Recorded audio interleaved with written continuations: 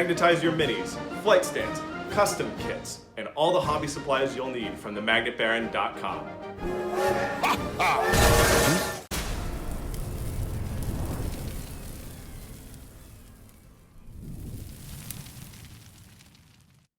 Hello and welcome to the YouTube channel for Craftworld, Aeldari.com. I'm Brent, and this is the unit focus video on the Wraithlord.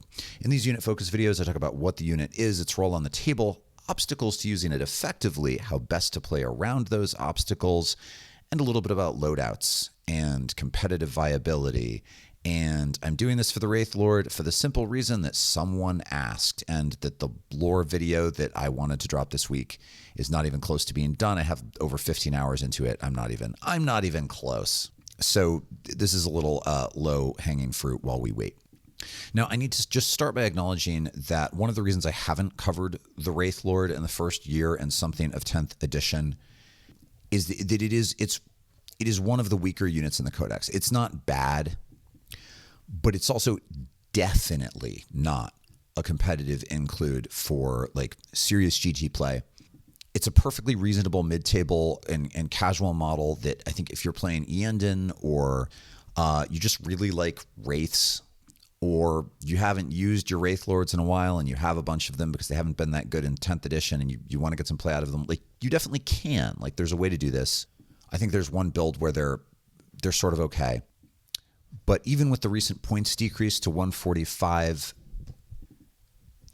it's still hard to justify relative to some of the other units that you could put in its place that would do a somewhat similar job. Nevertheless, I have 3 of them. They're a lot of fun. They look really cool on the table. And you can make them do some work for you. Oh, the other thing I'm going to do in this video is weigh in on a rules question that's been bouncing around on places like Reddit concerning what happens when you pair a Wraithlord with a Spirit Seer. I have very strong opinions about this, which I'm going to do my best to be as diplomatic about as possible, but I'll do that in the latter part of the video. Okay, so the Wraithlord, what is it? It's a medium-heavy bully unit. Bully units are units that are pretty durable and pretty hard-hitting and want to get into the midfield and push enemy units around and be deterrents on objectives and counter enemy bully units. And I say it's like a mid-heavy bully unit because a heavy bully unit would be something like the Avatar of Cain or a Greater Demon or a big block of Wraithguard with a Spirit Seer that's having them get up when they die, or a Knight. Bully units are usually reasonably expensive and pretty tough. And at 145 points, the Wraithlord is medium expensive and kind of medium tough. Let's take a look at the unit card and we'll talk about options. So the Wraithlord has an 8-inch move, is toughness 11, making it pretty robust against small arms, although dedicated anti-hard target weapons like las cannons and dark lances and bright lances will still wound it on 3s. It's got a 2-up save, which is nice, of course, but no invulnerable save. But it can nevertheless, against shooting attacks, if it has cover, still get to a 4-up or a 5-up, which is not terrible. It has 10 wounds, which is okay. 6-up leadership and 3 OC. 3 OC is nice. It's not just a 1 OC vehicle. And then it can have one of the standard Aeldari heavy weapons on each shoulder, and it can have a Titanic, not a Titanic, that would be the Wraith Knight, wouldn't it? It can have a Ghost Glaive, which is a pretty solid melee weapon. And it has the Fated Hero ability. Each time this model destroys an enemy unit, roll 1d6 and add it to your Fate dice pool. Ooh, yes, it can get you more Fate dice if it kills stuff. Now, if you're going to run a Wraithlord, there is really only one build to seriously consider, and that is a Bright Lance on each shoulder with the Ghost Glaive, and then it can either have 2 Shuriken Catapults on its wrists, or it can have 2 Flamers. I like the Shuriken Catapults because I like the extra range and having -1 AP, but if you're in a meta where there's a bunch of swarmy infantry that are going to charge and you're going to auto-hit with Overwatch or something, I guess you put the Flamers on there. But that's really neither here nor there. If you have 2 Bright Lances, you have 2 shots, but here's the real pickle with the Wraith Knight. the Wraithlord, all of its weapons, both ranged weapons and melee weapons, all of its weapons hit on 4s, which is also true of Wraith Infantry, of course. The difference is that Wraith Infantry, you will always have led around by a Spirit Seer, and while you could have a Wraithlord led by a Spirit Seer, you definitely shouldn't. Now, I guess one mitigating factor here is because of the Warhost detachment, right? The Wraithlord has 2 shots with the shoulder-mounted Bright Lances hitting on 4s, but with 1 reroll, it's not quite as bad as it initially sounds. And similarly, the Ghost Glaive has 2 attack profiles. It's either 4 attacks hitting on 4s at strength 10 minus 3 AP d6 plus 1 damage. That's pretty powerful. Or it's 8 attacks hitting on 4s at strength 7 minus 2 AP flat 2, which is pretty good into stuff like Space Marines. Now, if you're thinking of including a Wraithlord or Wraithlords in your list, I think there's only one strategy that really makes any sense at all. And that is if you are running a list with numerous hard targets and you are doing hard target saturation, such that maybe you have an Avatar of Cain and maybe also a block of Wraith Infantry or a bunch of vehicles, and maybe you have 2 or 3 Wraithlords that are also pushing into the midfield. This is not going to win you any GTs, but overwhelming your opponent with pretty brutal bully unit hard targets is absolutely a reasonable way to play. It's one of the most effective methods for 10th edition where it is right now, like aggressive, durable, hard target lists are doing pretty well. And potentially Wraithlords could do okay in such a list. And if you're going to run them, that's how I suggest you run them. In this case, I don't have any crazy cool tricks, and they're not really a finesse unit. I think you would run them in sort of in a fairly aggressive bull rushy list with a lot of medium to heavyweight units that are going to do the thing, and just try to use the detachment ability and maybe some fate dice to push through some brutality with their weapons.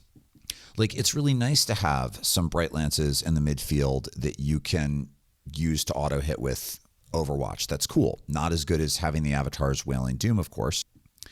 And if you do have some extra fate dice lying around with 4s and 5s, it might be worth using them to auto succeed on saving throws against things like, I don't know, melt-a-guns that could potentially put one of your Wraithlords down pretty quick.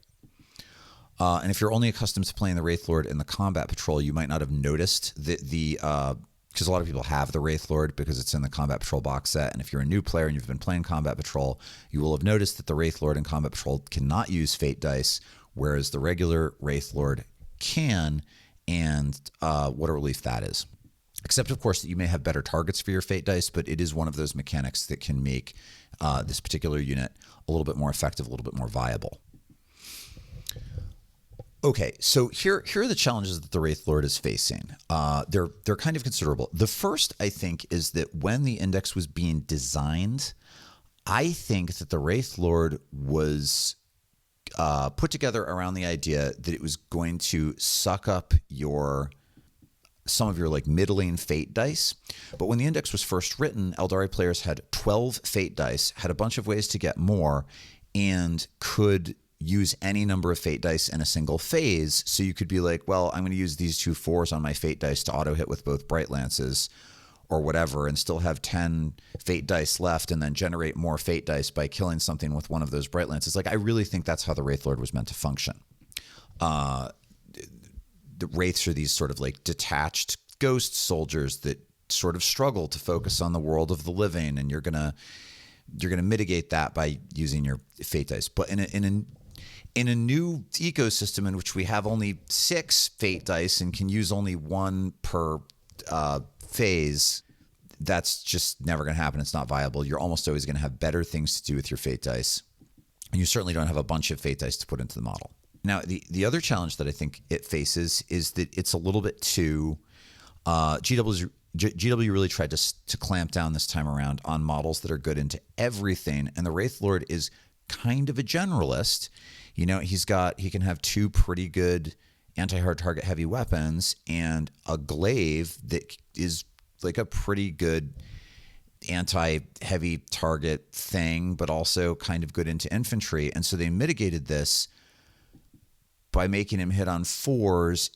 And then there's also some like subtle problems, I think, with the melee profile, such that glaive, which looks really good and can be really good if you get hot dice, isn't really necessarily. So let's look at for example, like the anti-hard target profile. Like maybe you want your Wraithlord to charge some big enemy tough thing and hit it with its big sword. Cool. Well, you have 4 attacks hitting on 4s, so you're going to hit twice. Strength 10 is just not really enough because something that's really durable, like another Wraithlord, something that's T11 or T12, the durable stuff is like T12. That's kind of the benchmark. You got 2 attacks that hit, but you're going to wound it on 5s.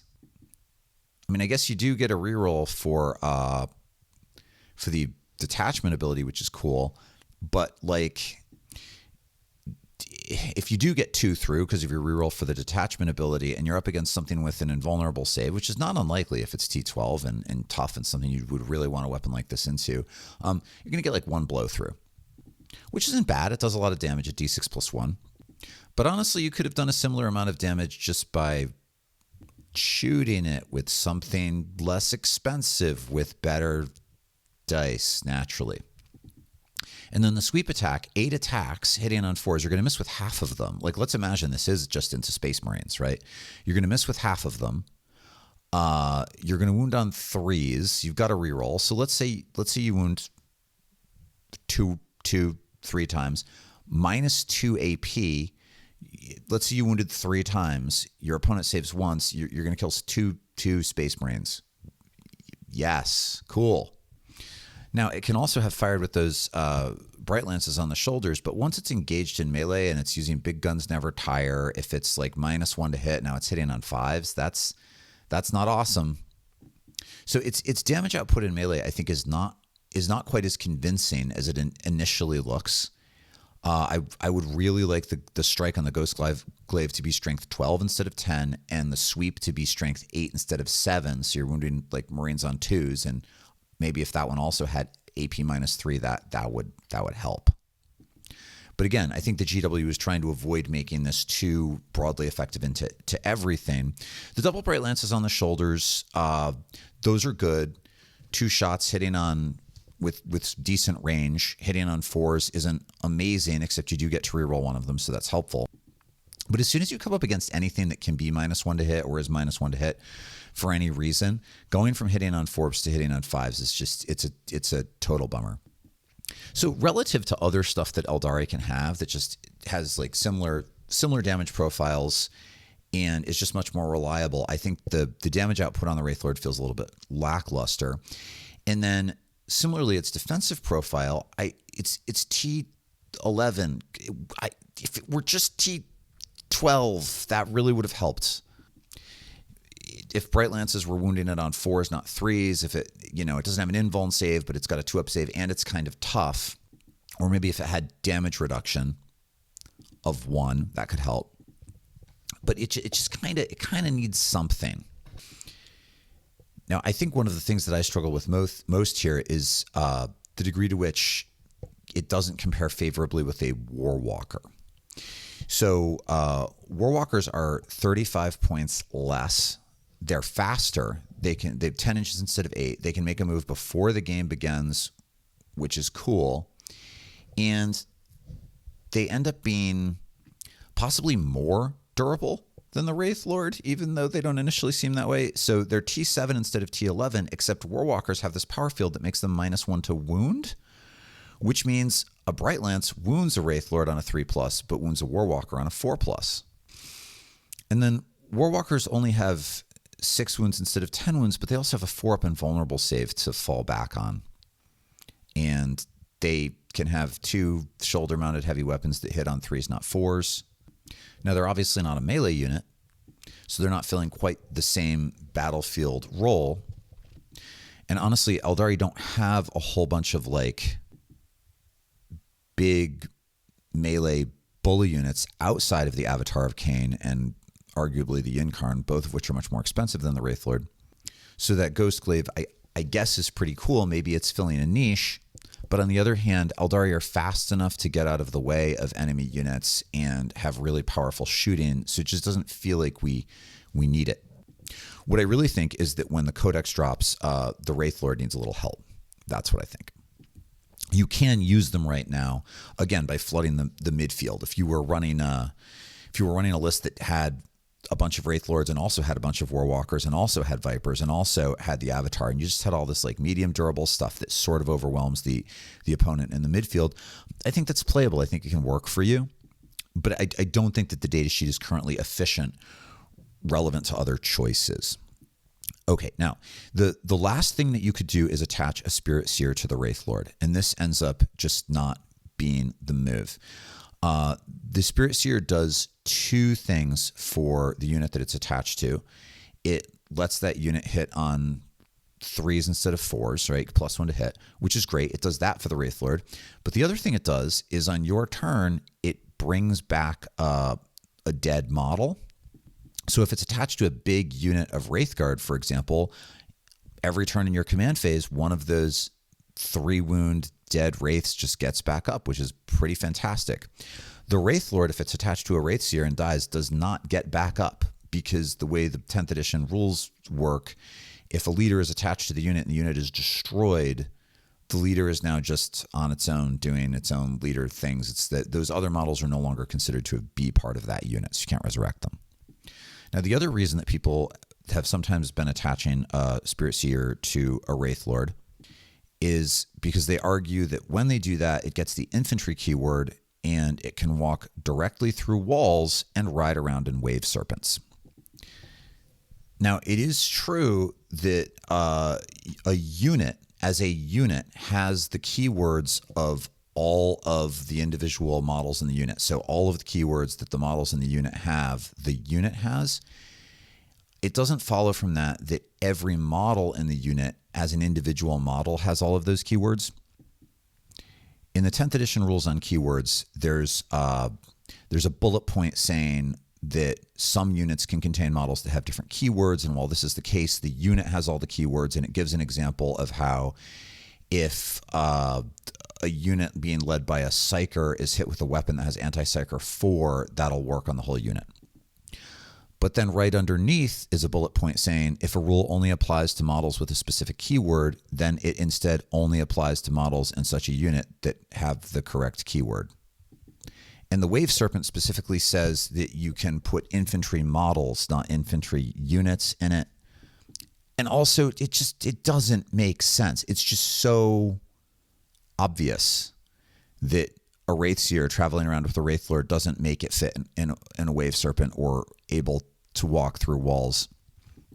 And I get that 40k is an abstraction, and I get that rules is written as a thing, and there has to be some objectivity around tournament play. But this is one place where it just seems especially obvious that the fact that you might be able to try to interpret the rules one way with reference to like units, not models, getting the keyword. It just seems so clear to me that you shouldn't do that, that I'm a little bit baffled by people insisting that this is the case. And if you are one of those people, no disrespect, I'm not a TO, I'm not a tournament organizer, I'm not the boss of you. But I'm making a video about the Wraithlord. This is something people discuss with reference to the Wraithlord, and I am simply sharing my opinion on what I think makes sense. Okay, so there it is. If you have your own ideas about the Wraithlord, please leave those in the comments below. Again, I don't think it's bad. I think if you run 2 or 3 of these things and rush the midfield, one of the best things about the Wraithlord is that your opponent has to dedicate resources to eliminating it. And if you have some other more competitive, similar bully units like the Avatar of Cain, your opponent is spending those resources on the Wraithlords instead of the Avatar of Cain, or just ignoring the Wraithlords, and that can be a pretty powerful synergy. The synergy with regular Wraithguard is also pretty solid here. So if you're an Eandon player and I think if you're an Andean player, you're like aesthetically obligated to run at least one Wraithlord. I will also say that even though the Wraithlord struggles a bit, it's better than the Wraith Seer, the Forge world equivalent, which is still 160 points, and got such a watered down version of the D cannon that it really doesn't get the job done for the points, even though it has a modest invuln save. So there it is. I will be back again soon with something else, and hopefully real soon with that lore video that I'm still trucking on. Take care. Until then.